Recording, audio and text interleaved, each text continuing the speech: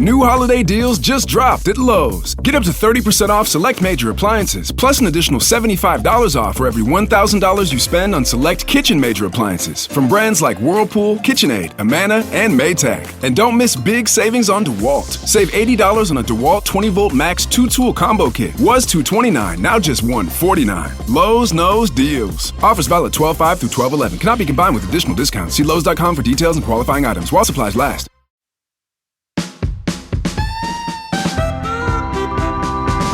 Live from wherever you happen to be, it's the SNL Hall of Fame podcast.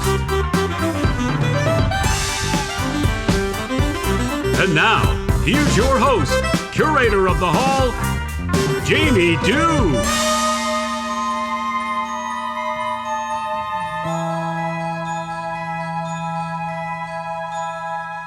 I think I need an umbrella. You know, an umbrella to keep those little twinkles away from this gorgeous mane of hair that I have going on. It feels like those twinkles would be damp. You know, they just feel like damp twinkles. Again, I want to thank Casey Lyons for creating that theme, and Doug Denatz, the wonderful VO man, for doing a tremendous job with the VO. Welcome to the SNL Hall of Fame podcast. I am Jamie Dew, and it behooves me to ask you to wipe your goddamn feet at the door. This is a special place. In case this is your first time here, the SNL Hall of Fame is a weekly podcast where I invite a guest to come on the show and add a nominee to the ballot in one of four categories: cast member, host, musical guest, or writer. From there, once the ballot is filled, we turn it over to you, the listener, who becomes you, the voter, and you will have an opportunity to select many of your favorites. If they achieve 51% of the ballot, they will be inducted into the SNL Hall of Fame. How exciting is that? Oh my goodness. Yeah, it's very exciting. And what's even more exciting is today we are featuring a real special cast member. It sounds trite of me to say special in light of the fact that he has passed away, but I truly can tell you that I would tell you that Norm Macdonald was special even if he were still alive and kicking right now.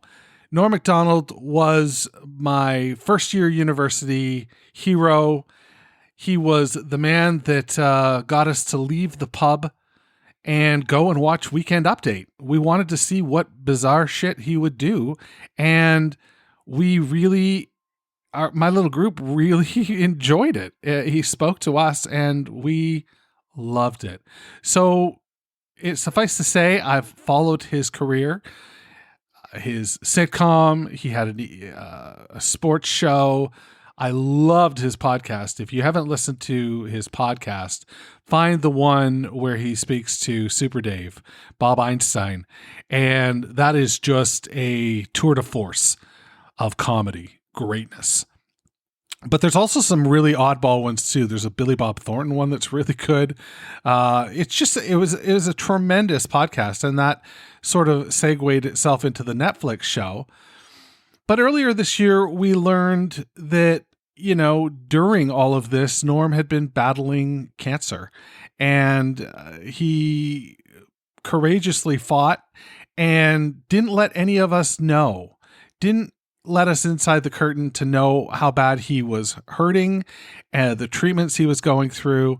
And to me, that is a tremendous blow when the news came out that he had indeed passed away. It was a very sad day for me, and it hit me like a ton of bricks. So I'm real fortunate today to be joined by an SNL scholar, Andy Hoglund, who will take us through the career of Norm Macdonald and why the trajectory that he was on in only 4 short years leads to a spot on the ballot of the SNL Hall of Fame. I don't want to make too fine a point of it, but the man could have been a genius. He could have been a genius. And we're going to explore that genius today with Andy and the help of a sketch and just some great reminiscing, some great storytelling from Mr. Hoglund. So I will throw it over to the interview at this point. I encourage you to listen on. Let me know what you think. Send me an email, jamie@snlhof.com, if you agree with us or if you think we're out to lunch. This is Andy Hoglund on Norm Macdonald.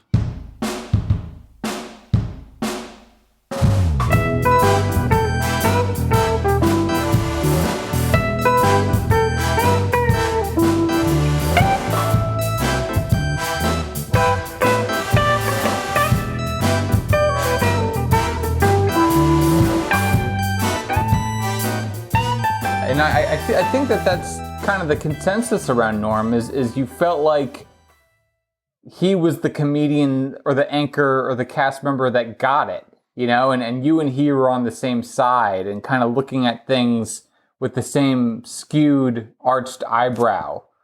So even, if I'm not old enough to have been of age when he was really, the guy at the update desk, you always, from his talk show appearances, to his stand-up, or his roasts or whatever, you always kind of felt that kinship with him, that you understood the world and comedy in a way that few others didn't. That was his magic. Oh yeah. There's a great quote from Lorne, or it's actually from Norm, talking to Lorne, about making Michael Jackson jokes, and Lorne saying, do you really want to be sued by Michael Jackson? And Norm being like, yes, yeah, that would be the coolest thing ever. Yeah. So just not giving a shit, but being, sort of punk rock and being like ahead of it feels like he was one step ahead of us the whole time. This is a guy that started on the show as a writer, hired at the same time as Sarah Silverman, Dave Attell, and I'm blanking on the last one, Jay Moore. It was Jay Moore. And really, if you think about it, he's the only one that managed to, make it out of that little group on SNL, and be a standout on SNL, despite what Rolling Stone, might tell you. So that's really interesting to me.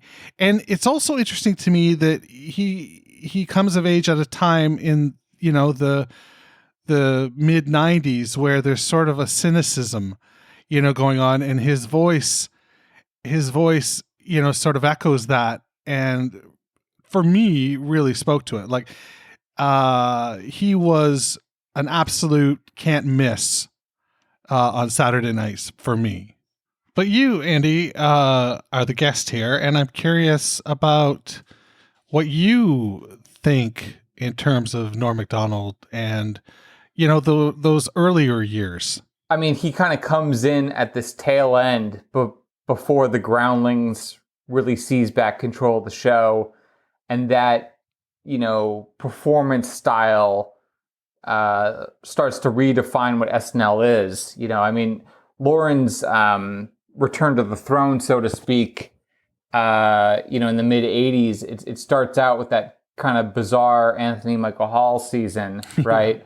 And then he kind of doubles down on the fact that stand-up is all the rage. And, a lot of the heavy hitters, Hartman and Lovitz aside, or Mike Myers, maybe my ratio's off, but a ton of them are stand-ups, right? Yeah. Schneider, Sandler, Spade. And Norm is kind of the last of that era to kind of break in, and is kind of around as the show is transitioning into the Will Ferrell, Catan style comedy, which I would argue is kind of still there in the show's DNA. I mean, you do see stand-ups in the current SNL, but you don't really see you don't really feel that singular voice, that bad boy edge that you did in the early 90s. And Norm is kind of the last torchbearer there. He comes in 93. Moore and Silverman don't make it. Attell, it doesn't really break through. He stays a writer and leaves quietly, essentially. But Norm is able to kind of gel and get along with folks, as Farley and Sandler and Schneider leave. I think he overlaps with Spade the most out of that bunch. But I just find it fascinating, these guys who they come up during this definitive era in the early 90s, which, was an extension of the late 80s troupe.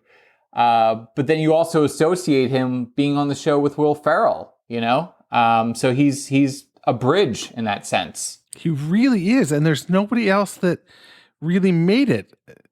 And again, like bridging. And like you said, Norm was, or his comedy could be very cynical. I'm not sure that he was cynical as a person, but he had that very singular edge, that stand-up mentality, and yet here he is, in sketches with Molly Shannon. It's very interesting that he's deceptively, what's the word, versatile, I guess. I would say so. I was thinking tonight, as I was going through my notes, and it was like, you can name half a dozen Norm characters, as well as the fact that he was the anchor of Weekend Update, and he was only there for 4 years. And this is someone who comes into the game being like, I'm not a sketch performer. I'm not this. I'm not that. I'm a writer. I'm a stand-up, and that's it. And no, exactly right. I have a couple points here that I want to make as part of my case. And the first one is he's a deceptively great impressionist. Yes. And you don't think of Norm having any kind of range. He has that sort of cadence, that everyone can impersonate, that sort of flow and delivery. You don't think of him as being, like a Daryl Hammond or a Jeff Richards or a James Austin Johnson. And you don't really think of him as a Dana Carvey either, No. And yet, for a stand-up and someone so upfront with their limitations as a performer, he has several home run impersonations. Yes. His Burt Reynolds and his Bob Dole being the most iconic. Yeah. But man, like his David Letterman, his love letter to Letterman, his Larry King is great. Even his Tarantino is great, I love his Tarantino. I don't know if I'll go to bat for his Tommy Lee per se. Or his Andy Rooney is great too. I'm just looking at the list right now. I totally forgot about Andy Rooney. Yeah. I love, I think it's the Jim Brewer story, which has a homophobic undertone or overtone about Chris Kattan. It's when Pamela Lee's on, I guess, and Kattan is heckling Norm, trying to nail a Rod Serling impression, and then when it came time for air, Norm just busts out this A+ Serling, So anyway, I don't want to belabor the point, but deceptively great impressionist. You can't. Who's more iconic than his Burt Reynolds? His Bob Dole is one of the great presidential candidates. Absolutely. Even if he's channeling Aykroyd a little bit when he does it, you never would have thought about it. He's understated. I think I used that word before, but he's understated and deceptively strong at doing impressions. Absolutely. Yeah. I just, and that was with, again, sitting at the desk. There's no other weekend update anchor I can think of outside of Jimmy Fallon, who was thrust into that role, really, that did what Norm did. Yeah, exactly. You kind of think of Update being an island, so to speak. That's right. It certainly has become that, hasn't it? Yeah, absolutely. And it's almost noteworthy when you see Colin Jost popping up as Mayor Pete or something, Exactly. But Norm was a part of the show, which kind of harkens back to, Chevy Chase was part of the show. He wasn't just resigned to Update. He would appear in sketches. Right, of course. That was, and then Yeah, and then, you kind of go through a weird lull when it's not even known as Update, right? Right. And then by the time Lauren comes back and Dennis Miller really takes the reins, he sort of reasserts that, no, I do Update, and, besides a handful of other sketches, you don't really see Miller and stuff. No. When Kevin Nealon goes to Update, he kind of withdraws from doing sketch work to an extent. Yeah. But yeah, you see Norm doing a lot of different things during his time on the show. Right. And that time on the show was such a small amount of time, 4 years. And he left such an incredible mark. Yeah. I mean, can actually, let's contextualize Norm a little bit for a moment, shall we? Yeah. When SNL 40 came out, famously, Rolling Stone ranks Norm near the bottom of their list of, cast members. Like That's he's right. like 135 out of 140 or something like that, It's brutal. Yes. It's like almost malicious how like they call him a Dennis Miller clone, which you're like, what? Like, what were you guys smoking, man? Like, can I get a hit of that? Like, Dennis Miller clone? Like, what are you talking? Like, do you watch the show? They both had dark hair, I suppose. Yeah. Like, we should have a podcast where we make the case that Norm is a Dennis Miller clone. I would listen to that. Like what would be the argument, But yeah, so let's start there. That Norm has always been underappreciated to a certain extent, which actually goes to his appeal. The fact that he comes out and he's like, I'm not a performer, I'm not this, I'm not that, I'm not good at this. I'll tell jokes that aren't funny, that the audience hates.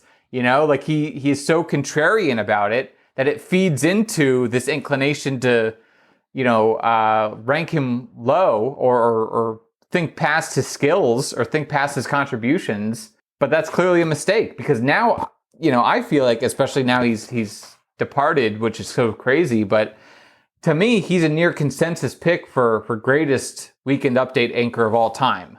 I think he's on the podium for sure. Yeah. If he's not gold medal, he's on the podium. Yeah, well said. And that's just, again, I'm 35. It's just an amazing watching that trajectory in real time, going from, he gets fired from it and Rolling Stone ranks him almost dead last. And, again, like, hindsight's 2020 when people pass away. But I think even before that, people were reevaluating him and being like, okay, like he sort of set the, to use your gold standard a little bit. I see what you did in there. terms of Update. Like, you definitely see it in Chost and Che. They're definitely trying to channel Norm when they're doing their thing, Oh, absolutely. Yeah. Absolutely. But yeah, he's kind of set the mold a little bit. I mean, for a long time it was Chevy and everyone was kind of living up to Chevy's mold, but now I kind of think it's Norm a little bit, Yeah, I think so too.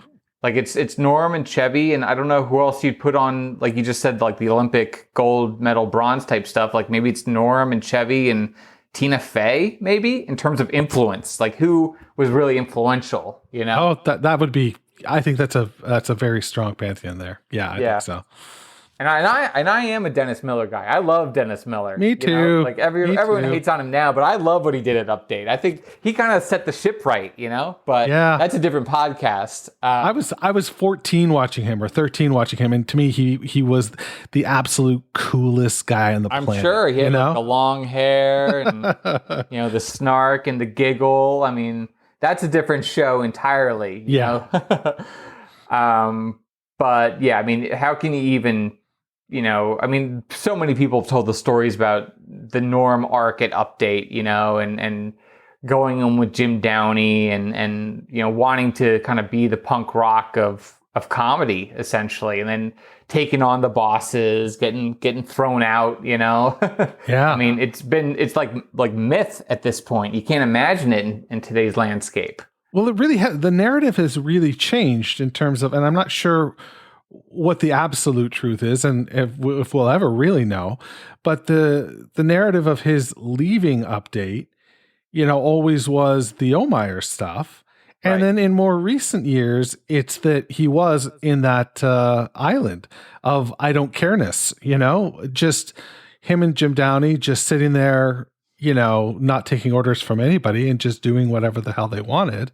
Right. And enjoying themselves. And he almost thinks that now, or he said toward the end that might have been more what it was. I think it's depending on your perspective and your vantage point. It's kind of both, I don't think that it's this cartoonish, he took on the authority and it's not a movie, right? Like the fact is that NBC executives and I think Norm said this maybe, they're watching Jay Leno and they're seeing him in his monologues kill it, like hit home runs every night, 5 days a week or whatever. And then they're watching Norm and it's crickets. And I think, these guys are running a business, they're not, they're not doing this for charity. They're like, what's the deal here? Like, why is this sinking the show so bad? I think that's their vantage point. It's not a crazy idea either, Well, there are some where you do hear the audience like do nothing. They just don't react to the joke or the punchline of the joke. Like, what do you suppose that was? Was that him just being that ahead of the curve, or the audience not knowing what the hell he was talking about, or were they really sort of just not digging what he was giving them? I think it's like all the above, but I think with Norm, he went in there determined to not pander. It was anti-pandering comedy. It was landing the jokes that he wanted to land in the way that he wanted to land them. And again, it really was that sort of outlaw country style of joke telling, just the rawest distillation of comedy. And, when you're operating on that terrain, like not everyone's going to kind of catch your drift. And, he's telling jokes about, Frank Stallone and whatnot, like it's just very, you have to kind of appreciate it, Yeah, Frank Stallone. My gosh. You got to hand it to Lorne here, kept him in the gig for a while. And if you believe what you read, that was the reason Al Franken left the show, was because he didn't get the update. And right. Norm got it. And to me, that would have been a real easy move for Lorne to go to Al Franken and sort of buddy. His buddy, get, sort of more of what has been going on. I think it would have been a throwback. I love Al Franken, so I don't think it would have been bad by any stretch, but it sure would have been different than what we ended up getting. Yeah, you look at what Franken did right after joining, Air America, talk radio, whatnot. Like that probably would have been what Update was in some form. Almost an early Daily Show or something like that. Right. Or, some extension of some of his Update pieces, right? Like he was not a stranger to Update, so it's not hard to kind of squint and imagine what that alternate universe would have been like. That's kind of one of the, alternate scenarios, as is, the discussions around giving Norm a co-host, like Laura Keitlinger or something, which a little bit is a black eye on Norm's, legacy, how he reacted to that. Yes. Yeah. He said some pretty terrible things. Yeah. Yeah. But, it's part of it. It's all bundled together, right? You can't just, sanitize the guy. No, and nor should we. And I don't think, ultimately, Norm wore that. But let's move on. About a year after Norm leaves the show, and he leaves the show sort of in a strange boat, right? Because it's December. The last episode of December is his last episode behind the Update desk. And then he comes back the next year and stays on for about half of the second half. And then he's gone. Right. So what do we know about the way that went down? Like, was he pulled from, like, it's confusing to me, because if he was like fired, then why wasn't he fired like right away? You know what I mean? Like, he lingered. Well, they fired him from Update desk, and they wanted him to go back to sketch work, Celebrity Jeopardy and all that, which we should probably talk about. And I think that at a certain point it's kind of embarrassing, right? It's like you've lost the big gig and you've been downgraded to demotion, right? In a sense, right? I think at some point he comes out with Dirty Work, right? I'm trying to think of that was 98. I'm trying to think of when he would have, been filming that and whatnot, because I think that's the summer. So it's probably he's got Dirty Work on his plate at that point. So maybe he's just kind of rolling with it a little bit. Gotcha. And then he's gone. And then, Dirty Work comes out that summer. But then the next year he comes back to host the show. And what kind of surprised me about that is he has a sitcom at that point, but it's not an NBC sitcom, like the Norm show's on ABC, but it's just, this guy is always the underdog. He's always kind of coming back and popping. Like, it's not like he's promoting anything, he's promoting a sitcom, I suppose, but it's on a different network. It's not like he's got a movie out or anything, right? Like, yeah. Like, I think he's in, like, Man on the Moon, but that's like Man on the Moon, but it's like, that's a cameo, He's playing Michael Richards. It's so strange. Yeah. Like, Screwed doesn't come out until that summer, or the next summer, I think.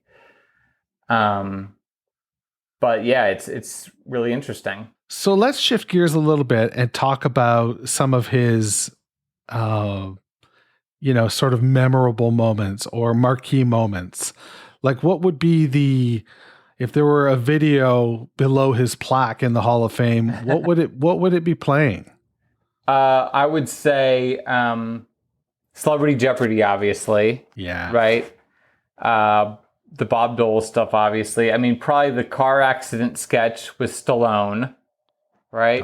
I don't remember that one. Oh, you don't remember that one? Where Stallone comes upon Norm. Norm's just been in a car accident. And as he's laying there dying, all Norm can talk about is like how like Oscar sucked and like Stop or My Mom Will Shoot sucked. And eventually like Stallone like punches the guy, And they're like, how could you punch, someone who's, going into a coma or whatever, I think Cobras and Panthers is probably up there, right? With Robert Downey, the return of Robert Downey Jr. I did not. Yes, you did. Hey, knock it off. Remember, you're both Cobras. Yeah, we're both Cobras. Yeah, we gotta stick together. Yeah.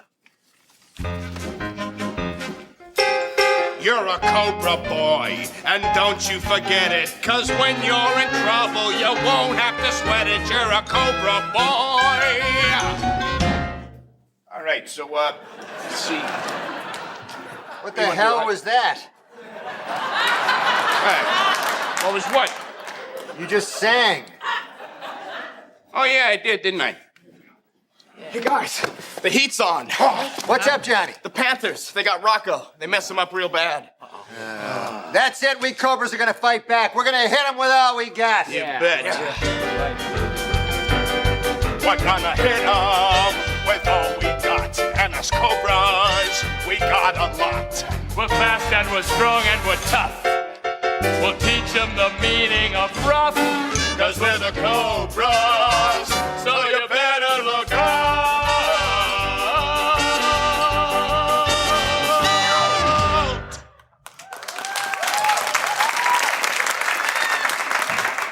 What?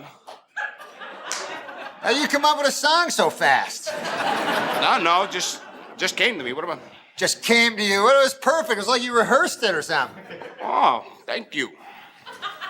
Okay, look, here's what we're gonna do. You go over to me. Hey. What? Did you really like it? What? The song. Did I really like it? Yeah, I liked it. Hey, I like another song too, You know this one? It's called, While You Were Singing, I Got Stabbed in the Head by a Puerto Rican.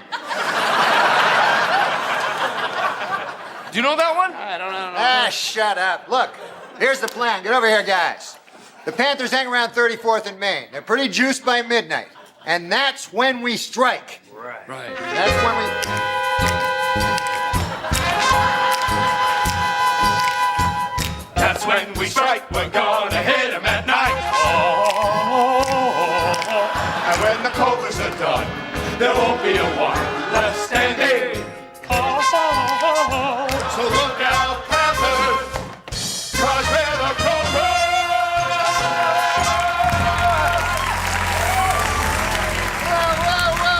Whoa. What the hell is this? What are you doing? We're being cobras. Ah, look, that's it. What is up with you guys? What? He started singing, then he started singing, then he started singing, then he started singing. So I started singing. It happens. No, it does not happen. This was clearly choreographed. Well, you know, he was dancing, and I saw what his legs were doing. I kind of copied it like that. Yeah, you know, like that.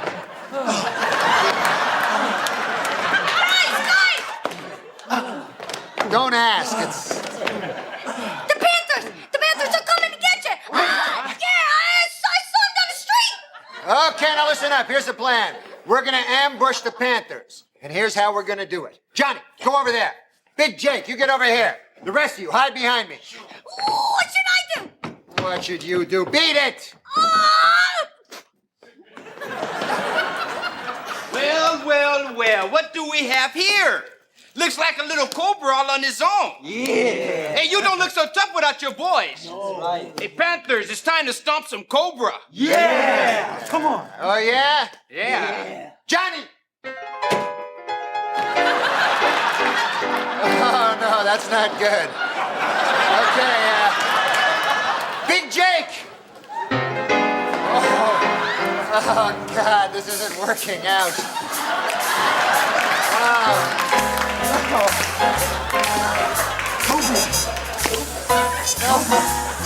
No, what the hell are you doing? We're being cobras. What do you call that being a cobra? Boy, show 'em what it means to be a panther. Panthers! Meow! Cobras! Panthers! Meow! Cobras! Panthers! Meow! Cobras! Panthers! Meow! Cobras!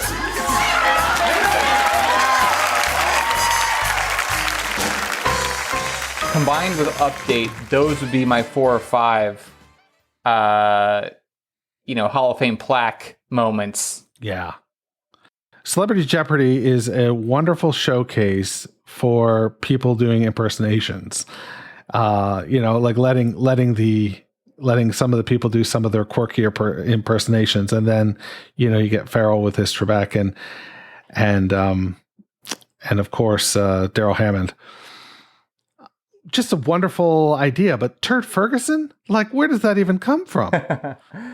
And it remains like, I don't know whether I saw it more this year because of his passing, but at Halloween, I saw so many Turd Ferguson costumes this year. As well you should. Just a big hat.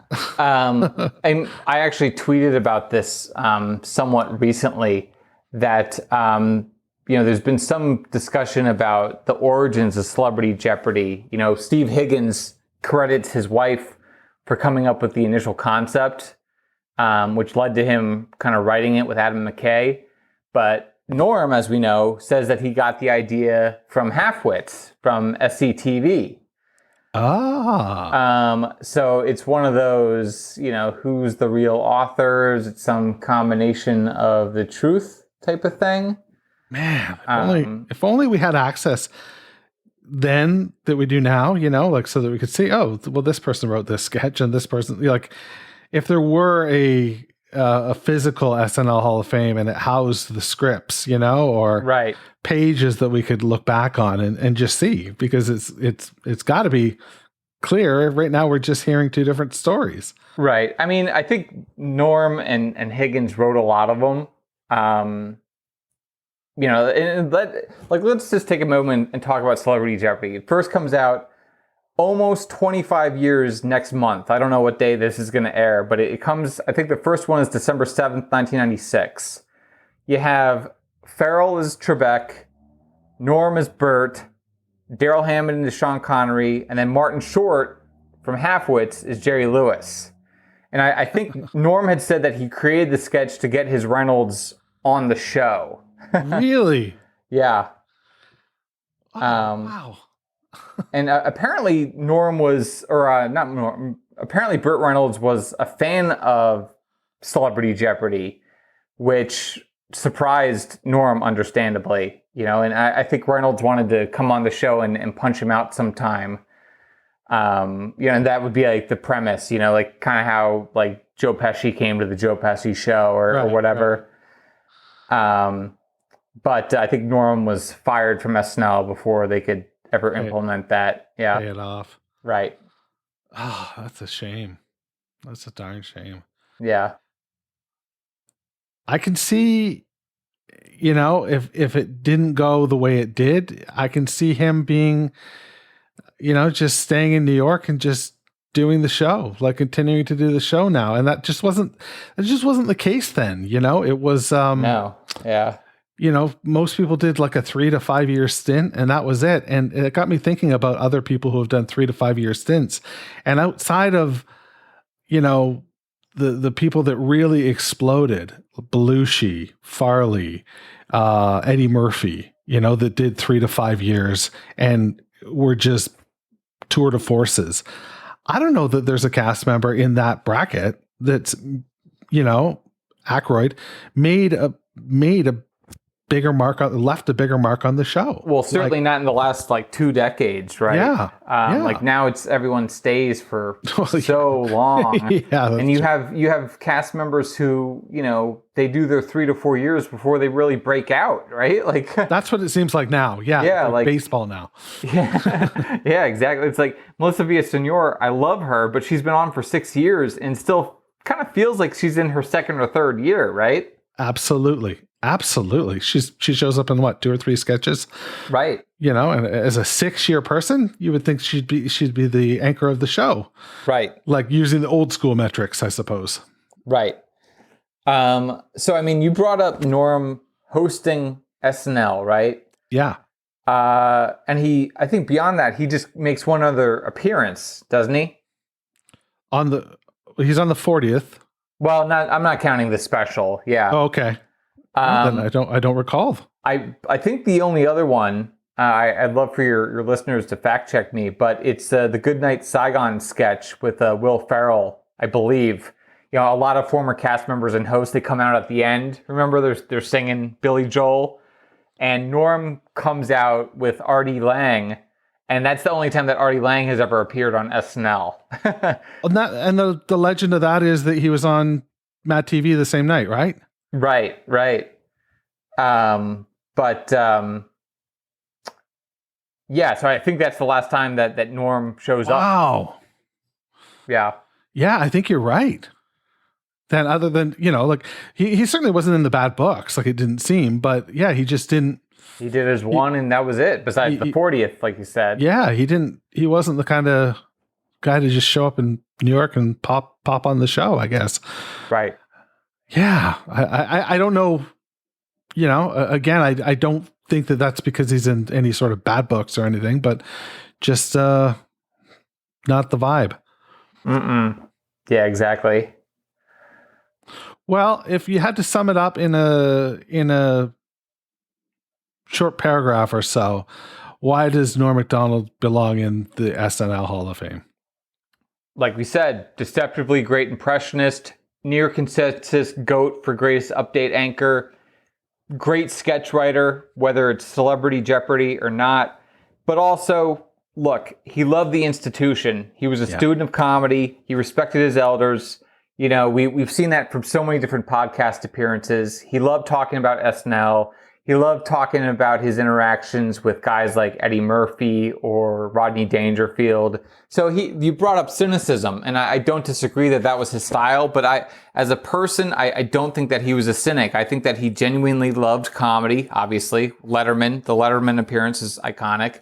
And I think he loved being on SNL, which you're right. Like, there's, again, an alternate universe where, Norm could have stuck it out for longer. Norm could have come back more, like he was on Conan O'Brien so many times. Why wasn't he popping up in SNL more, Good point. Really good point. Because he was, he was virtually a second Andy Richter on Conan O'Brien. He was on there so often. Yeah. In fact, I tweeted about this not too long ago that apparently Norm's frequent booking on Conan's Tonight Show was, in a weird twist back to the update controversy, one of the reasons why Conan was eventually singled out and let go. That, you have the bully pulpit of Tonight Show. You can practically choose whoever you want to be, booked, and you select Norm Macdonald. Which again, it's like network executives don't get that. Guys like me and you get that. Like true comedy fans appreciate that, but that doesn't play for a lot of people. Wow. I'm just looking through a couple of my notes right now. I just want to rattle off a couple stats and get your reaction about Norm, especially since this is part eulogy, right? It's not just candidacy for his Hall of Fame. It's also a tribute to the guy. Will Ferrell co-wrote More Cowbell with Donnell Campbell and submitted it. You remember the host, Christopher Walken, right? Yeah. He originally submitted it for the Norm episode. Really? Yeah, so think about that. Oh my gosh. So that would be... Yeah, imagine that as Norm in the producer role. Holy. Yeah. I think Norm or Lauren wasn't sure about the premise, though I think it still played. I think Seth Meyers has talked about that it was submitted a bunch of times before it made it on air. That's fantastic. What a great poll. Here's another little trivia nugget for you. 1993, or that era, Norm Macdonald, who's his office mates? Isn't it Rock and Farley and Sandler? Well, I think at one point it was Spade and Mike Judge, I think, had an office with them. Oh my gosh. That's a great room. Yeah. Norm and Mike Judge together. Wow. Norm Macdonald's favorite Weekend Update joke. Yippee! Jerry Rubin died last week. Oh, sorry about that. Yippee! Jerry Rubin died last week. So that goes in the reel. That's got to go in the reel, right? Yeah. That and the homosexual pedophile or David Hasselhoff are like the best update jokes. Is that the Lisa Marie Presley and Michael Jackson? Yeah, he's a homosexual pedophile. She's a stay-at-home gal. Yeah. Oh my gosh. Well, this has been really wonderful talking to you about, of course, the late great Norm Macdonald, who spells his name strange. Yeah, he really spells it out. Yeah. Norm Macdonald, but there's no uppercase D. Usually there's an uppercase D in the Donald, and he goes lowercase. So right. He's a cool cat to the end. Andy, where can people get more of you? They want more of me, man. I'm living on the Twitter, You really do. I'm always there, always on the Twitter. That's at SNL in Review. It's the SNL in Review experience. Follow me or just watch passively and don't follow me. Either way. But I also write the Entertainment Weekly recaps for SNL. So if you guys want to check out the show, I'm writing those in real time too. So I'm delirious when I do them. They're great. If you don't read them already, what are you thinking? Just start reading them because they're really thank you. They're really fun. Yeah. Thanks, man. I'm writing them like as the show's happening. So sometimes I like read it back and I'm like, oh, that's an interesting insight, or oh, I was way off there. But yeah, I like to include like, SNL alum giving their commentary. Like Siobhan Fallon just gave some commentary in the Kieran Culkin episode. I have Jeff Richards on a bunch, Gary Kroger, people like that. Very cool. But yeah, and then if people want to read my my Vulture interviews, I did one with Jim Belushi a couple months ago. So I try to actually meet the people out and hang out with them, get a feel for who they are. Very neat. Very neat. Well, thanks so much for stopping by. Yeah, of course. It was always a pleasure, man. Thank you for having me.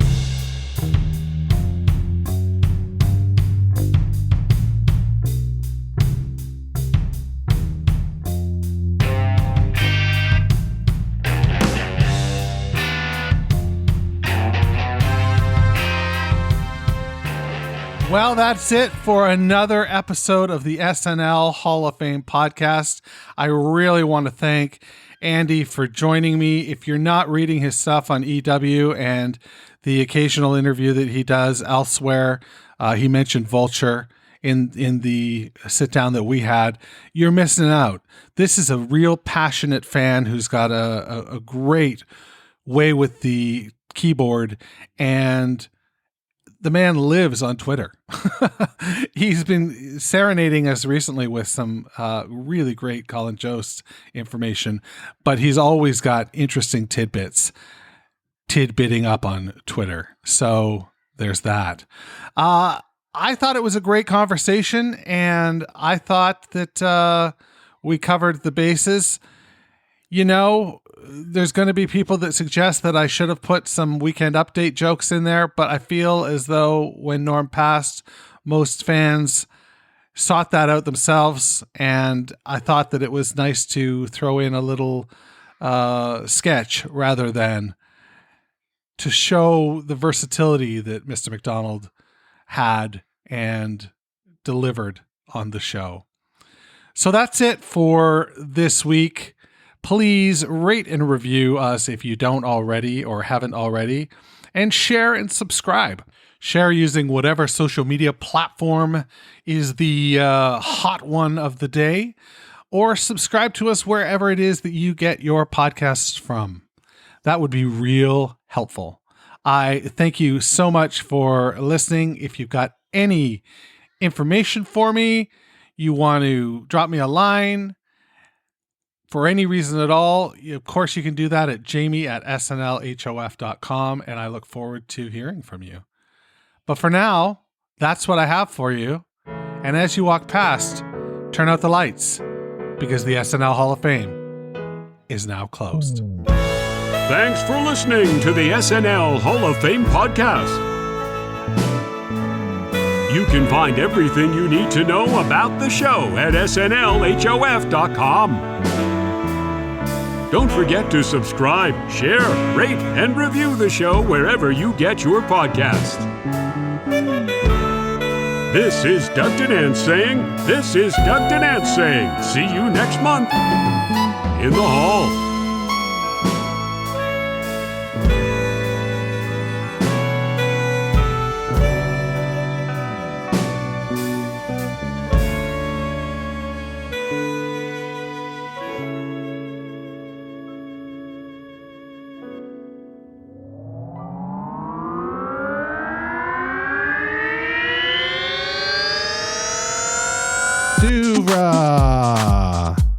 Podcasts and such.